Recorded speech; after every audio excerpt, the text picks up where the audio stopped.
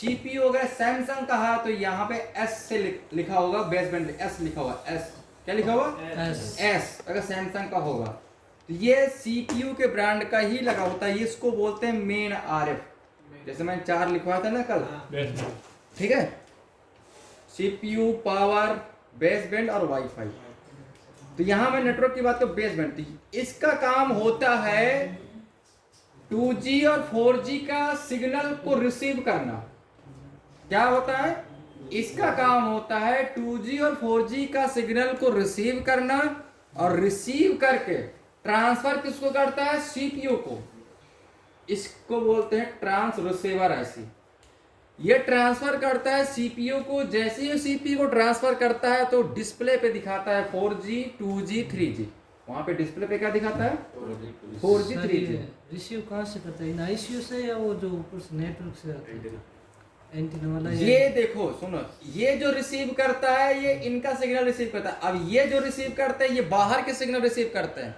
2G ऐसी 2G को receive करता है, जो बाहर 2G लगे, 2G बैंड लगे होते हैं नेटवर्क एरिया में लगे, तो ये 2G को पकड़ेगा और 4G 3G 4G को पकड़ेगा। ये पकड़ने के बाद यानी कैचिंग करने के बाद ये जाके इसको देता है कि ले अब तेरा काम है, ये काम ये तेरा, ये जब ये काम करके देता सीपीयू को, ये कहता है कि मैं यहाँ तक पहुँचा सकता हूँ, अब आगे का काम तेरा, क्योंकि मेरी हिम्मत नहीं आगे जाने की, क्योंकि मैं इसको नहीं समझ सकता, तुम ही समझ सकते क्योंकि तुम एक ही खानदान के हो।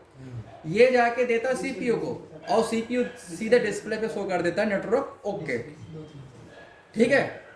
तो जब हम नेटवर्क नो सर्विस पे आता है, नो सर्विस पे हम सर्चिंग करते हैं, ध्यान दें, सबसे पहले जब नो सर्विस का फॉल्ट है नेटवर्क के आपके शॉप पे, सबसे पहले आईएमआई चेक करो, बेस बैंड चेक करो, बेस बैंड चेक करने के बाद सर्च करो।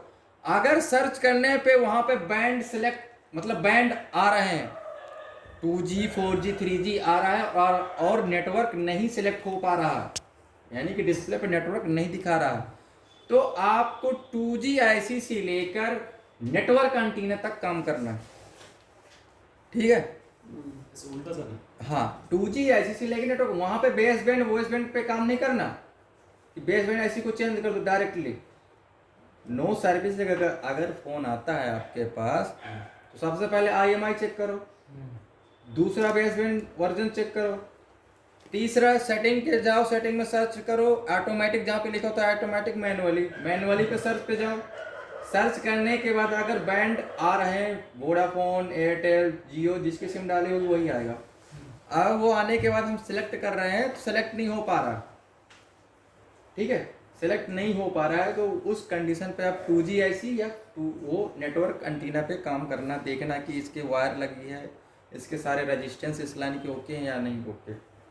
अगर नेटवर्क सर्च करने पे,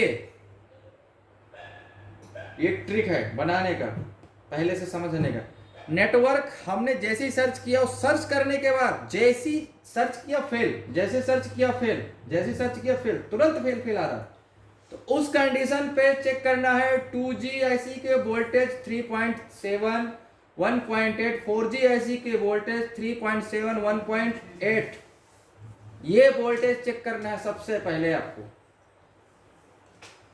और इसके बाद फिर आपको देखना है बेस बैंड आईसी के वोल्टेज 1.2, हाँ ये जरूर देखना है।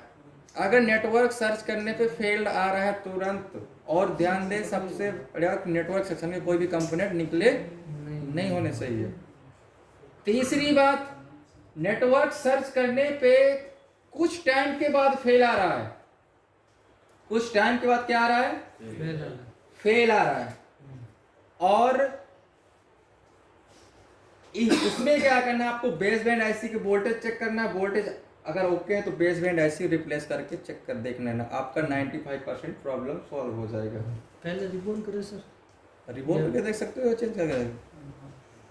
दूसरी बात, और इसमें रेडियो ऑफ सबसे ज्यादा प्रॉब्लम आता है, सबसे ज्यादा परेशान होने वाले हैं नेटवर्क में रेडियो ऑफ में, रेडियो ऑफ में बहुत ज्यादा लोग परेशान हो जाते हैं। रेडियो ऑफ तब किसी के पास एमआई का फोन है चालू, देखो मैं बताता हूँ, कट करो। एमआई के फोनों में या कोई भी फोन ले लो, वीवो का फोन ले लो, जैसे यहाँ पे आप डायल पे जाओगे, ठीक है, यहाँ पे डायल पे कोई भी एक नंबर डायल कर दो 198 ये आपको कॉल करना है और यहाँ पे कॉल की जगह लिख जाए रेडियो ऑफ, डिस्प्ले पे लिख जाए रेडियो ऑफ। तो ये रेडियो ऑफ का इशू होता है आपका WTR बेस बैंड IC से होता है।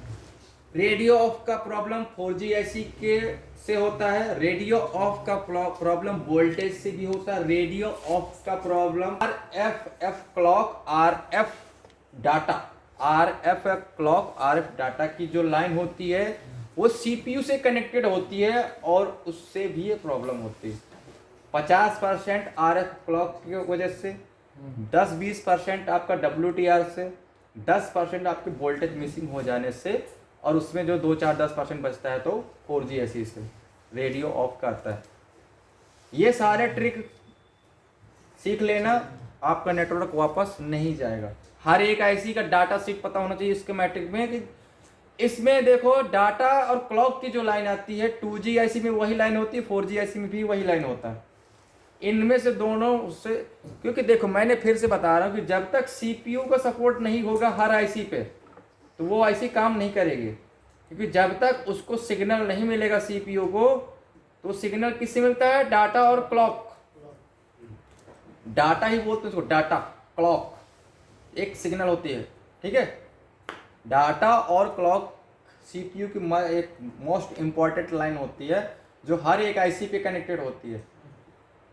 जब तक वो सिग्नल नहीं मिलेगा CPU को, कि सब कुछ काम CPU ही करता है, वो बैठा बैठा काम करता है, वो कहता है सब मुझे देते रहो, मैं इधर मैं काम करता हूँ समझने के लिए, ठीक है। तो ये सब चीजें नेटवर्क सेक्शन में आपको चेक करना है, किस कंडीशन पे क्या काम करना है, किस कंडीशन पे क्या काम नहीं करना। नेटवर्क सेक्शन सबसे हार्ड टॉपिक है नेटवर्क का। नेटवर्क में अच्छे परेशान हो जाते हैं रिपेयर करते समय। हम क्या करते हैं, जर्नल यूट्यूब से भी देख के काम करते हैं, नो सर्विस में हम बेस बैंड IC चेंज कर देते हैं, यही करते हैं। सबसे पहले बेस बैंड IC चेंज करते हैं, ऐसा नहीं कि होते आ जाता है वो LT वो लिखा हुआ नहीं आता क्या WTR एक बार मतलब LTE आ जाता, दोनों नेटवर्क आ रहे हैं 4G LTE वो VO LT वो वाला नहीं आता। वोल्ट LTE देखो,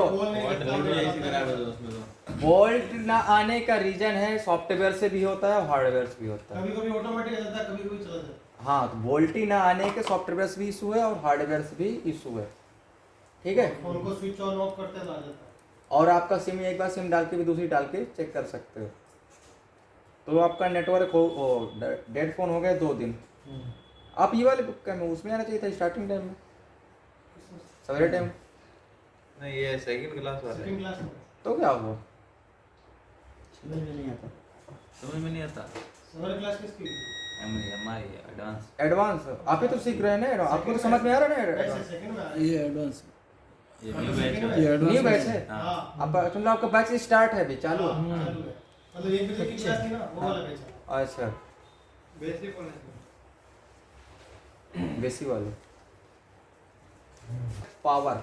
अब जब मैं RF का नाम लेता हूँ तो समझ लो ये नेटवर्क सेक्शन की बात हो रहा है। RF पावर ऐसी जो लगी होती है उसको APD बोलते हैं, BPA पावर बोलते हैं। वो ज़्यादातर क्वालकॉम के CPU में लगी होती है। किसके CPU में? तो ये डाटा क्लॉक की लाइन होती है 2G 4G और RF पावर। पर RF पावर जो होता है वो क्वालकॉम में लगा होता है, ठीक है, मीडियाटेक में नहीं होता। और 2G और 4G तो सब में होता है, चाहे क्वालकॉम का हो चाहे मीडियाटेक का हो।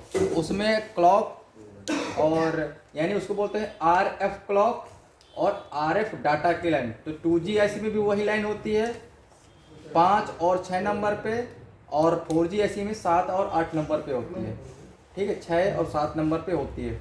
4G IC में सेम लाइन होती है। और वो लाइन कहाँ से पैदा होती है? CPU से। वो वहाँ से स्टार्ट होती है और 4G 2G IC तक ख़त्म हो जाती है, ठीक है। वो स्पेशल उसी के लिए होती है। वो लाइन अगर ख़राब हो जाए, अब CPU से तो कोई लाइन ख़राब हो जाएगा तो फिर कोई ऐसी काम की नहीं है। CPU को सपोर्ट चाहिए। CPU की लाइन अगर कोई भी मिसिंग हो, वही CPU सारा कुछ करता है। नेटवर्क में नेटवर्क छोटा टॉपिक नहीं है, बहुत बड़ा टॉपिक।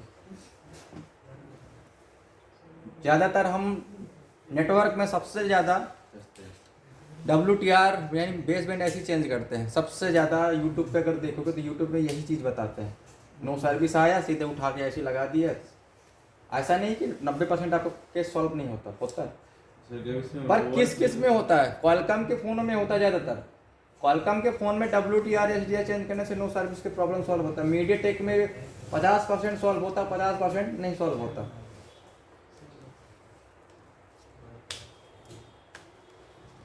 अब ये बैच पे कितने लोग आए? 2 सर आज करेंगे, इसको कल करें, इसको आज करें कल। वो देखो मैं ये सेट देखो अभी क्या सील्ड है, फ्रेश फोन है ना। अब इस सेट में गलती क्या नहीं करना आपको, पहले से कुछ नहीं इसमें करना हार्डवेयर। पहले आपको कुछ, आपका कोर्स कहाँ तक पहुंचा?